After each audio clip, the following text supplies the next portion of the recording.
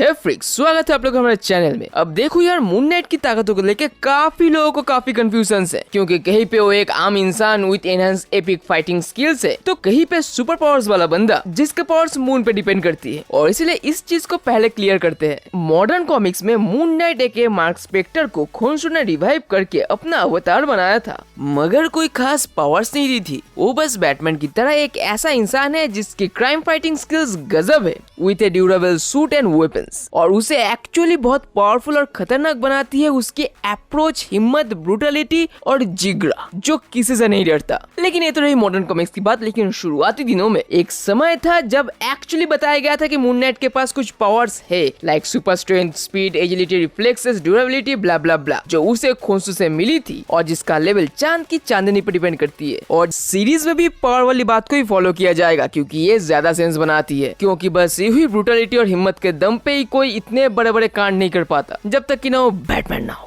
और इसलिए पुराने कॉमिक्स की तरह सीरीज में भी दिखाया जाएगा कि मून नाइट के पास सॉर्ट ऑफ पावर्स है और साथ में वो इमॉर्टल भी है। हाँ जी, सही सुना आपने, मार्क स्पेक्टर इमॉर्टल है। दीवार पे सर पटकने की जरूरत नहीं है, मैं आगे जाके एक्सप्लेन करूंगा। मगर पहले कुछ स्पेशल पावर्स और एबिलिटीज के बारे में बात कर लेते हैं जो जरूरी है। और पहला एक खास एबिलिटी जो ज्यादा लोगों को पता नहीं होगी, वो ये है कि मून नाइट कुछ एवेंजर्स की एबिलिटी और वेपन्स मिमिक भी कर लेता है, जिसे आप सॉर्ट ऑफ एबिलिटी कॉपी करना कह सकते हो। एक्चुअली मार्क स्पेक्टर के दिमाग में एक बहुत ही कम दिखने वाला टकला पर्सनालिटी भी है, जिसे कहते हैं बकलाइम। और इस पर्सोना के पास कुछ ऐसी खासियत है जिसके जरिए वो कैप्टन अमेरिका की शील्ड से लेकर स्पाइडरमैन की वेब शूटर और इतना की वुल्वरीन के क्लॉस को भी कॉपी कर सकता है और उनको उनकी तरह अच्छे से यूज भी कर पाता है। और इसी बकलाइम कैरेक्टर की वजह से मून नाइट कुछ एवेंजर्स की एबिलिटी और वेपन्स को मिमिक कर पाता है। और नेक्स्ट एक और खास क्षमता के बारे में बताया तो मून नाइट दूसरों के सुपरनेचुरल पावर्स को एब्जॉर्ब करने की एबिलिटी रखता है। जी हाँ, हालांकि मून नाइट की एबिलिटी टेम्पररी थी, मगर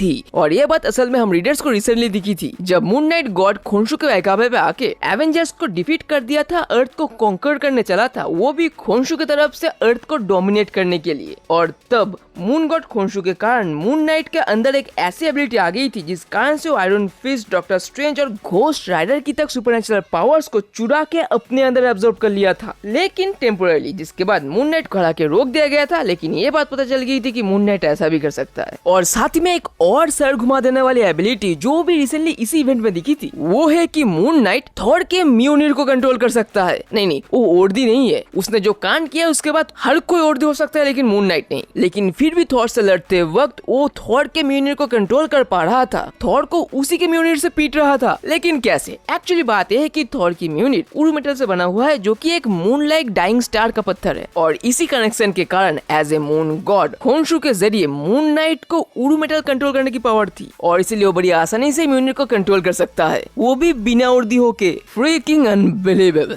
और इन सब खास एबिलिटीज के अलावा भी चंदा मामा के दुआ से मून नाइट के पास सुपर रिफ्लेक्स है, सुपर स्पीड और सुपर एजिलिटी भी है, जो कि इतनी गजब लेवल की है कि वो एक बिल्डिंग से दूसरी बिल्डिंग पे ऐसे छलांग मारता है जैसे झूला झूल रहा हो। वो उतने ऊंचे बिल्डिंग से जमीन पे कूद जाता है, जो कि एक आम इंसान करेगा तो उसके हड्डियां चूर-चूर हो जाएगी। मगर मार्क भाई तो मून नाइट है, उसकी ड्यूरेबिलिटी इतनी है कि मार्क बाबा को कुछ नहीं होता। हाँ, अब हालांकि इन स्टंट्स में मून नाइट का केप एक बड़ा रोल निभाती है, जो हवा को ब्लॉक करके उसके गिरने की इम्पैक्ट को कम करती है, मगर फिर भी इतना आसान नहीं है भाई। और जब बात आई गई है ड्यूरेबिलिटी की, तो बता दो सिर्फ फिजिकली नहीं बल्कि वो मेंटली भी ड्यूरेबल है, मतलब साइकिक टेलीपैथ के लिए। क्योंकि एमा फ्रॉस्ट से लेके मैंटिस तक इतना कि प्रोफेसर एक्स भी मून नाइट के दिमाग में घुस के उसे पढ़ नहीं सकता, और ना ही उसके दिमाग के साथ छेड़खानी कर सकता है, ना ही उसे कंट्रोल कर सकता है, क्योंकि मून नाइट का दिमाग कई सारे पर्सनालिटीज का खिचड़ी है, जो एक टेलीपैथ के लिए भूल भुलैया है। उल्टा टेलीपैथ का दिमाग खराब हो जाएगा उसके दिमाग में घुस के कि कहाँ फंसा दिया भाई। और अगर बात करें फाइटिंग की, तो मून नाइट एक मार्क स्पेक्टर की बॉक्सिंग, नेवी और मर्सनरी वाली हिस्ट्री के कारण वो फाइटिंग स्किल्स में लाजवाब है, जिनको खोंसू अपनी ताकतों से और भी बढ़ा देता है। और मून नाइट की फाइटिंग स्टाइल इतनी यूनिक और डायनामिक है कि टास्क मास्टर भी उसे कॉपी नहीं कर पा रहा था। और सच में टास्क मास्टर के साथ जब मून नाइट की फाइट हुई थी ना, तब लिटरली टास्क मास्टर की फट के हाथ में आ गई थी। हालांकि उसने मून नाइट के मुंह पे तलवार का धार रख दिया दिया था। मगर उसके बाद मून नाइट ने जो जिगरा दिखाया था ना, टास्क मास्टर लिटरली हॉरिफाइड हो गया था कि क्या है ये। सच में लिटरली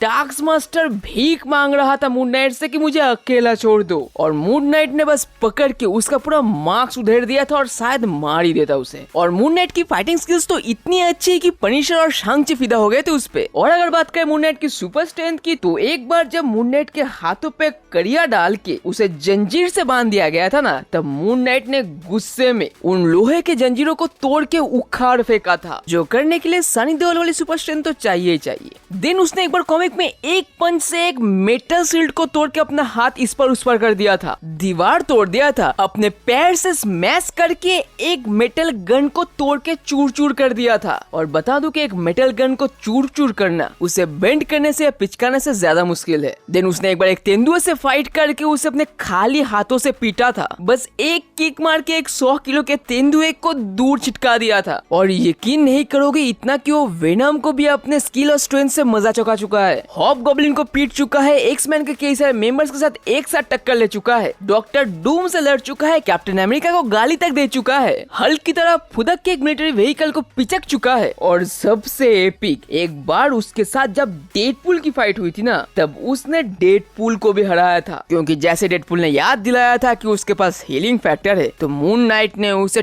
टुकड़ों में काट दिया था। And it was extremely brutal. और ऊपर से मून नाइट एक तरीके से इमॉर्टल भी है। जी हाँ, मतलब हाँ उसे चोट लगती है और मरता भी है, मगर उसे मार के कोई फायदा नहीं, क्योंकि मरने के बाद मून गॉड खोंशू उसे दोबारा जिंदा कर देता है। और एक्चुअली ऐसा काफी बार कॉमिक में हो भी चुका है, जिसे आप एक तरीके से अमर रहना भी कह सकते हो। मगर इन सब के अलावा अगर बात करें उसकी हथियार और वेपनरीज की, तो सबसे पहले उसके पास एक बहुत ही ड्यूरेबल केप और सूट है, जो लिटरली बना है एडामेंटियम और कार्बोनेडियम की कॉम्पोजिशन से, जो उसे नुकीले चीजों से और हर एक हमले से बचाती है, इतना की गोलियों से भी, जो अपने सीरीज में देख ही लिया होगा। देन उसके पास बैट रैंक की तरह मून रैंक्स भी है, I mean half moon like हथियार जो वो दुश्मन के छाती पे फेंक मारता है, और साथ में बैटमैन की तरह कुछ और चीजें भी है। मगर ये सब तो कुछ भी नहीं, उसकी दो सबसे बड़ी ताकत जो है, एक उसका जिगरा हिम्मत जिसके जरिए वो कैप्टन अमेरिका को भी गाली दे सकता है, और दूसरा एक्सट्रीम ब्रूटलिटी जिसकी मदद से वो बिना घबराए किसी भी क्रिमिनल को जान से मार सकता है, इतना कि उसके चेहरे को नोच के एज ए ट्रॉफी भी रख सकता है। And really he is freaking brutal. वो एक ऐसा लोन वुल्फ है जो ना किसी की सुनता है और ना ही किसी की बातों पे उसका इंटरेस्ट है, वो बस अपना काम करता है अपने तरीके से। सो फिर मिलेंगे अगले वीडियो में मजेदार कंटेंट के साथ, और तब तक के लिए स्टे ट्यून, स्टे सेफ, अपना फैमिली का ख्याल रखना और दोस्तों के अच्छे काम में मदद करना, because you are a freaking super hero.